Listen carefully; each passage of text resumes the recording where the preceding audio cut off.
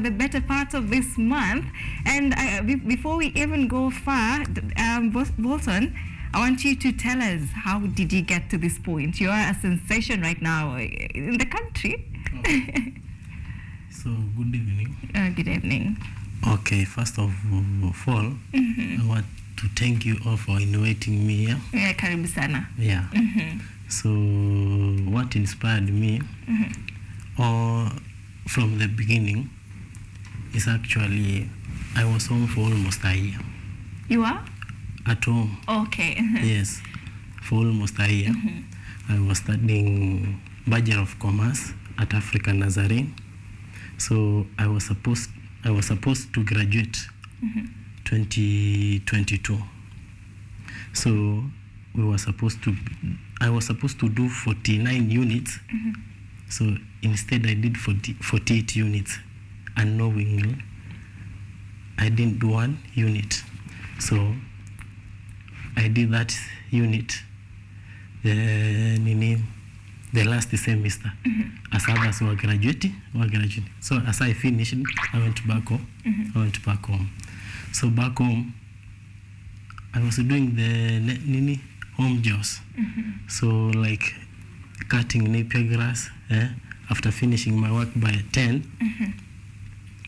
So from there's nothing I'm supposed to be doing. So I will be sleeping around, engaging with my Twitter friends. So it went all until this. Until this year. Maybe you will keep it silent. Yes, I will.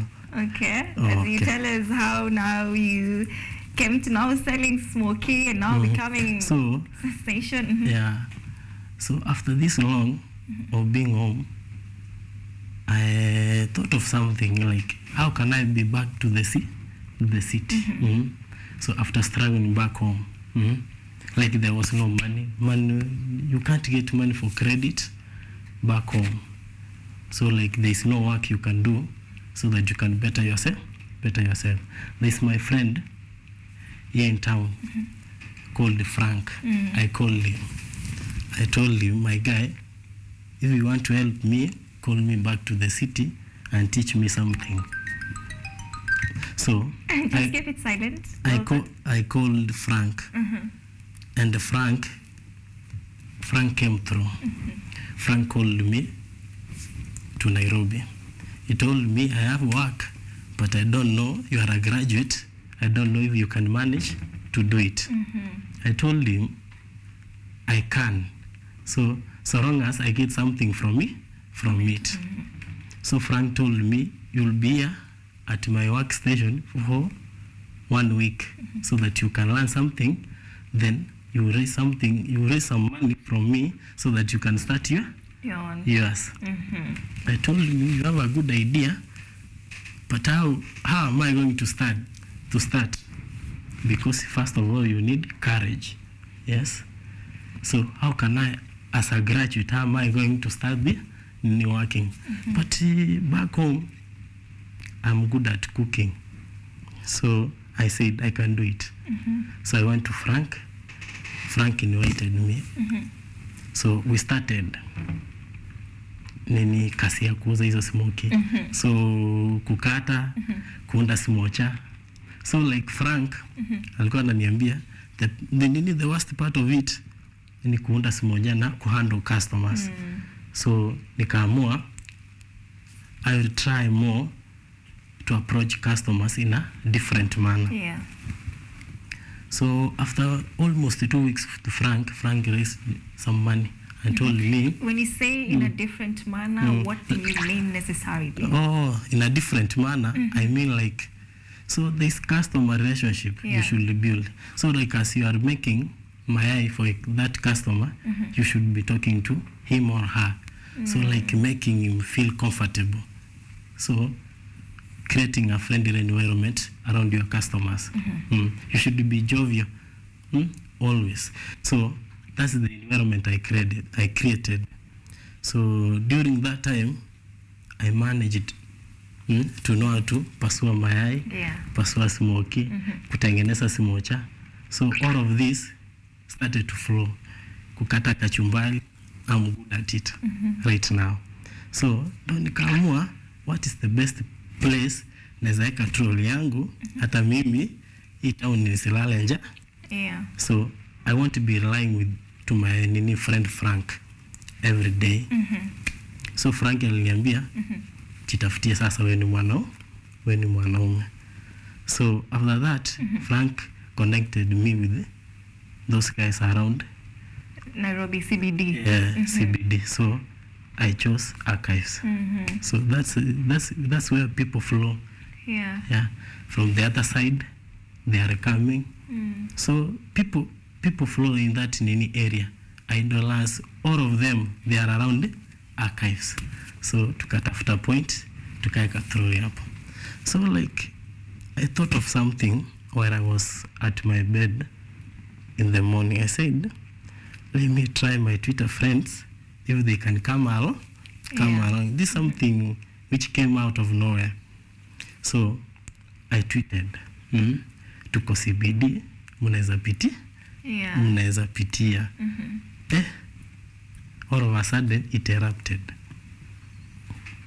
Was that the highest amount of sales that you made since you started? So at the beginning, we were not selling that much. So like the sales they were not high, but they were somewhere average. So at that moment, as I tweeted, like I tweeted like how it started, like we have graduated and now we are selling Smokies. And the guys told me, where are you located?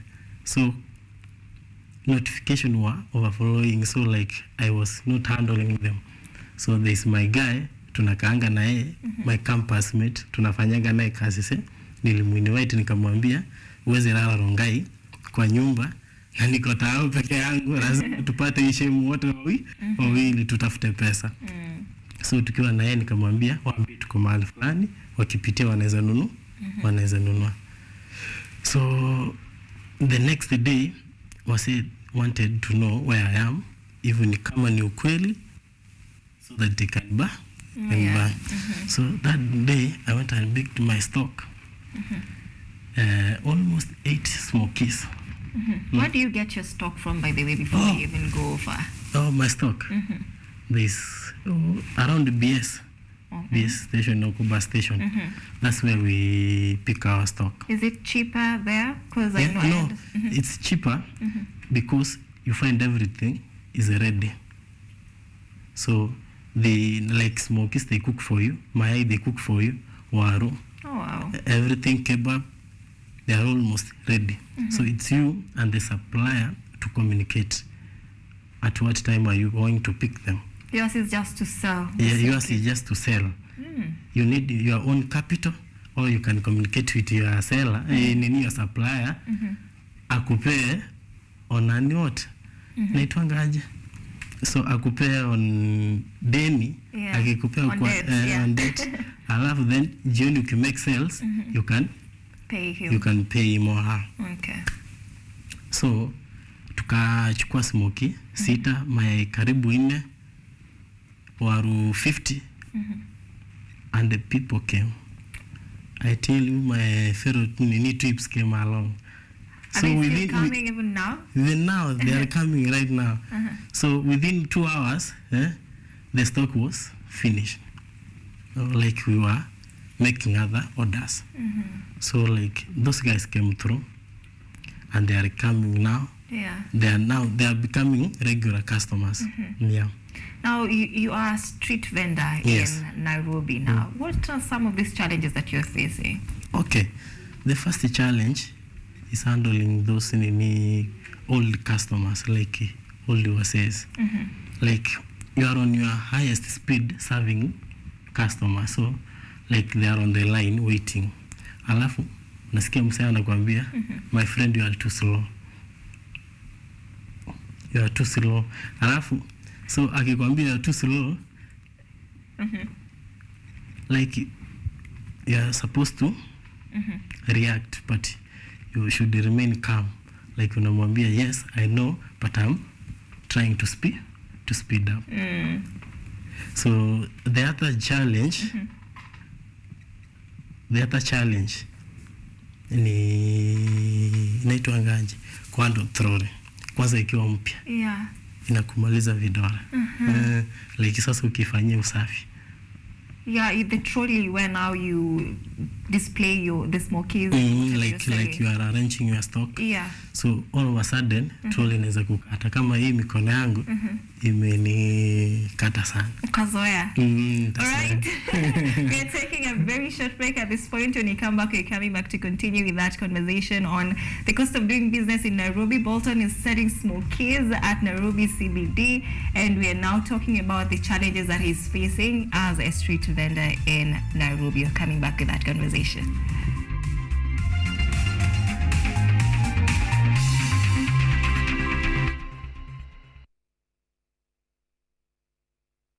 Are you an aspiring media practitioner, a graduate, or you just want to advance your skills in television production?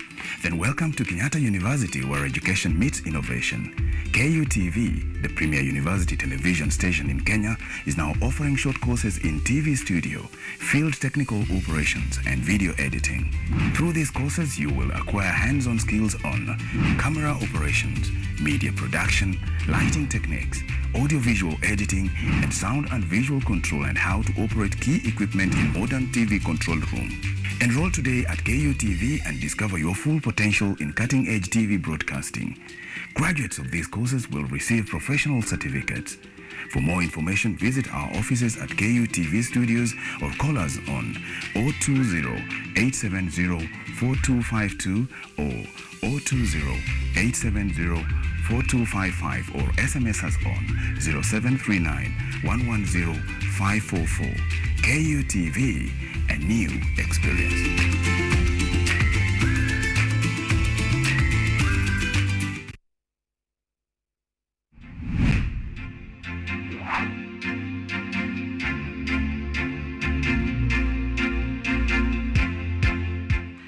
We are all seeing the impacts of climate change. In Kenya, for example, the frequency of the floods is becoming more and worse. The amount of people and livestock we're losing.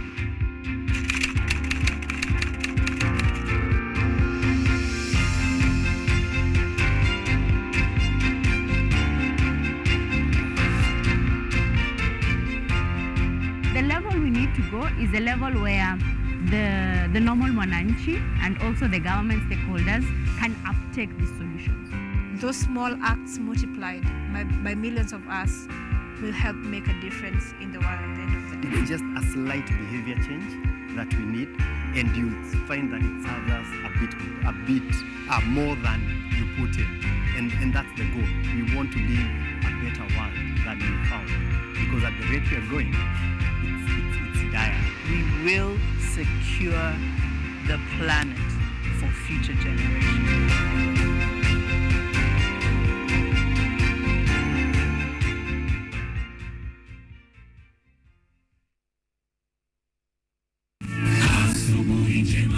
The fear of the Lord is the beginning of wisdom. The Bible says, when he spoke, then he spoke a parable to them, that men always ought to pray and not lose heart. Christ says, I stand in the door and I knock. Whoever hears my voice and opens, I will dwell with him. Like the moon, I will fade, but like the star, I will rise again. And though I fall, be rest assured that I will rise again. Go to the hospitals, tell them that God will heal them. Go to the prisons, tell them that they'll be free. Go to the crusades and tell people that Christ is coming, and sooner than the word itself, the second advent is imminent.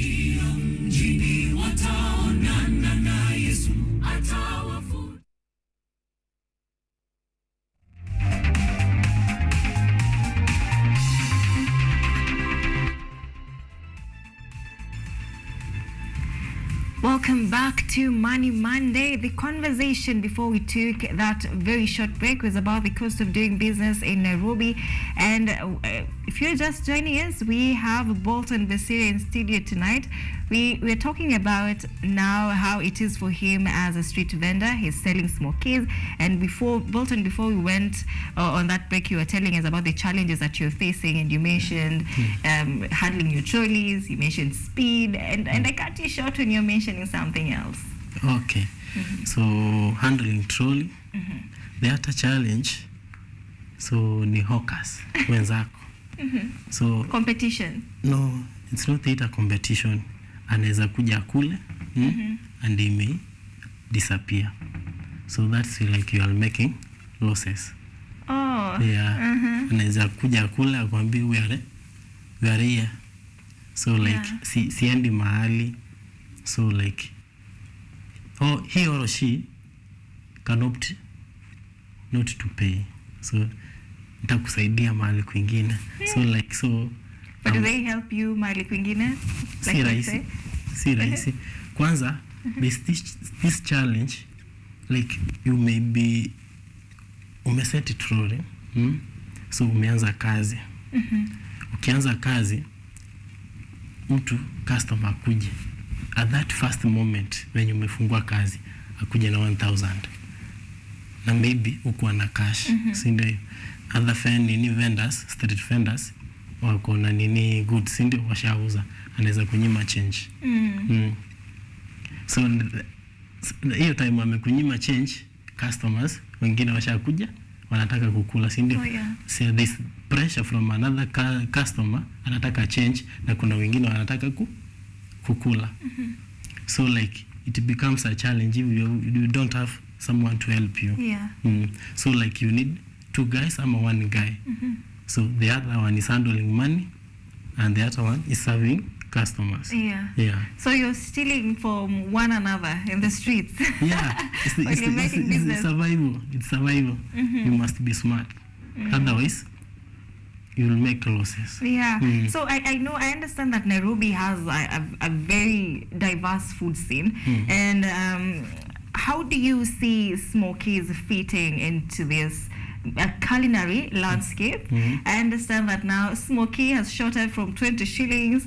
Right now we are at 40 Kenya shillings. Other places they're selling Smokies at 50 Kenya shillings. I don't know how you are charging yours, but do you really see Smokies fitting into this culinary landscape? So Smokies are good.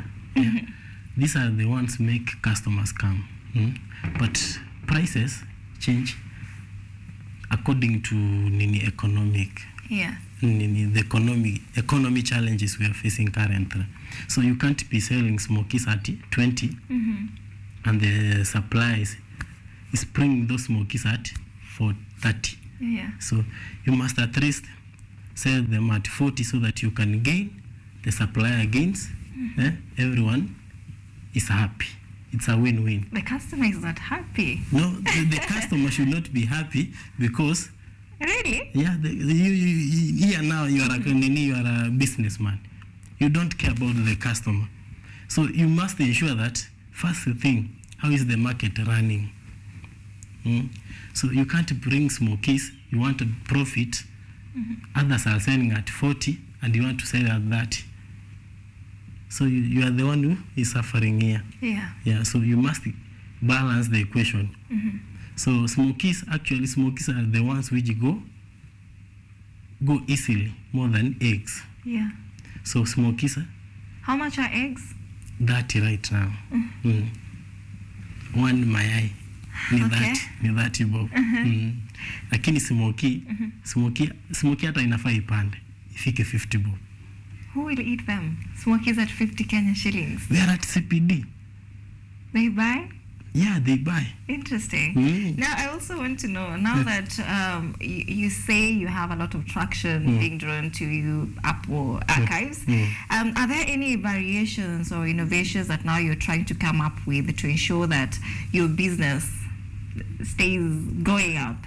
Stay strong. So, okay. Like, you change the system you are handling your customers.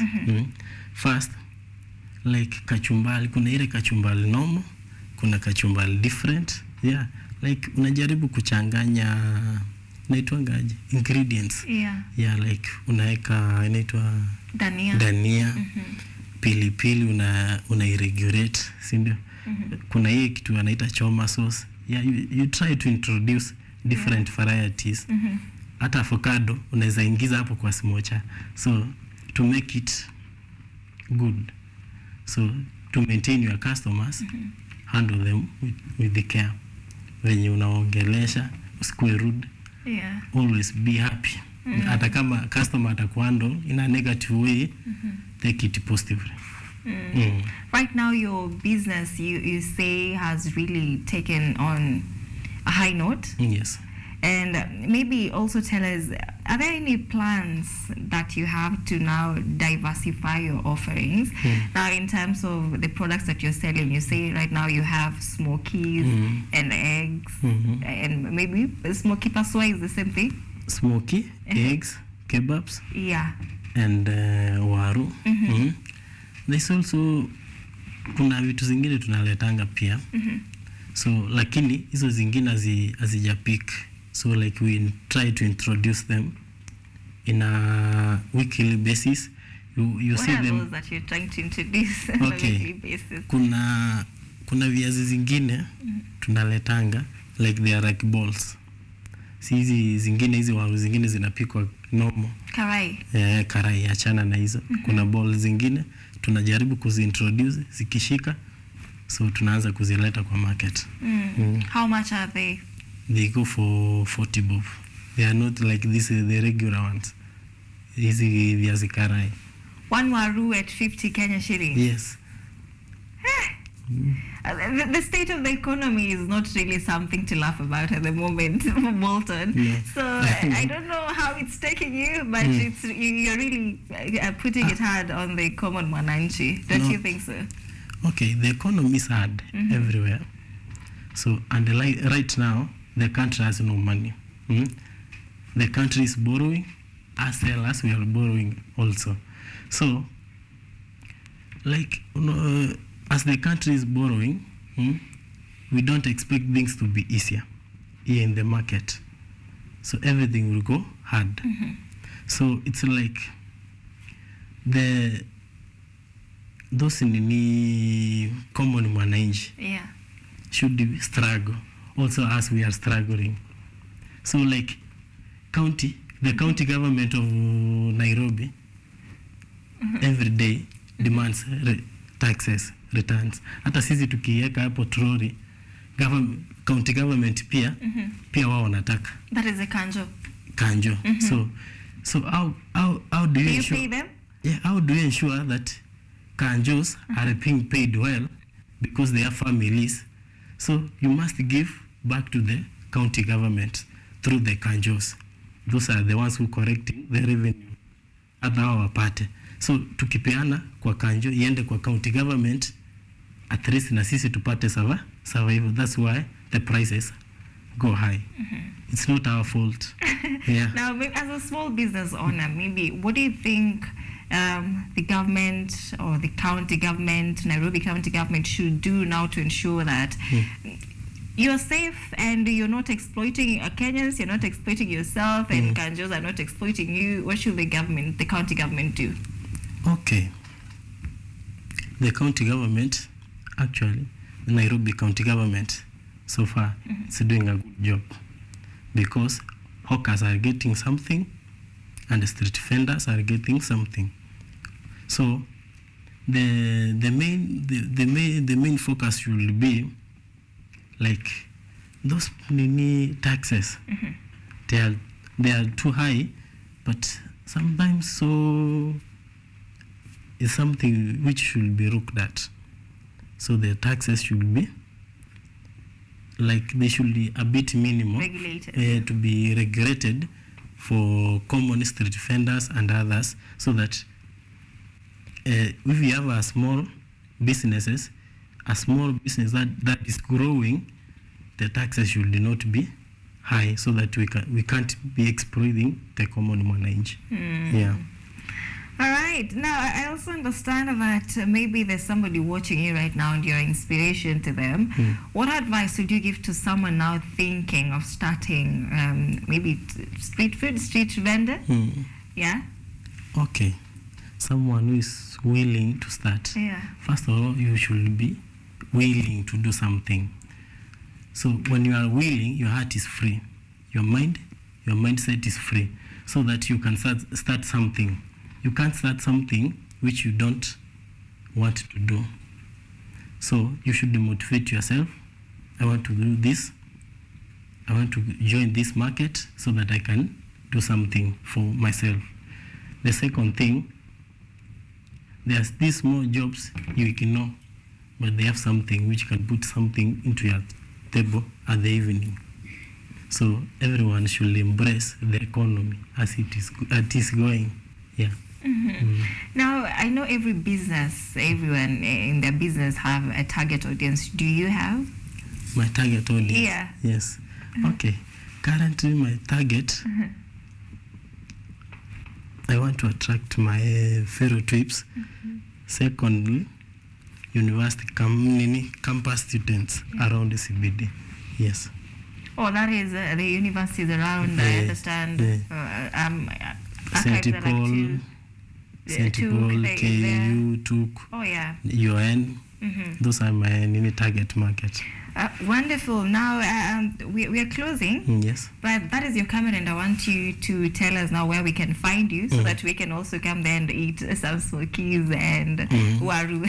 Okay. Yeah. So when you are around CBD, so around Nairobi archives, CBD. Nairobi CBD, around archives, the north end where the Tomboya Street signpost is situated, that's where we are around. Yeah. All right, Bolton Basira, thank you so much for making time for us right here at KUTV. It has been, we are grateful to have you here tonight. Thank you. All right, we are taking a very short break at this point. That was a conversation about cost of doing business in Nairobi. We're coming back with much more. Stay with us.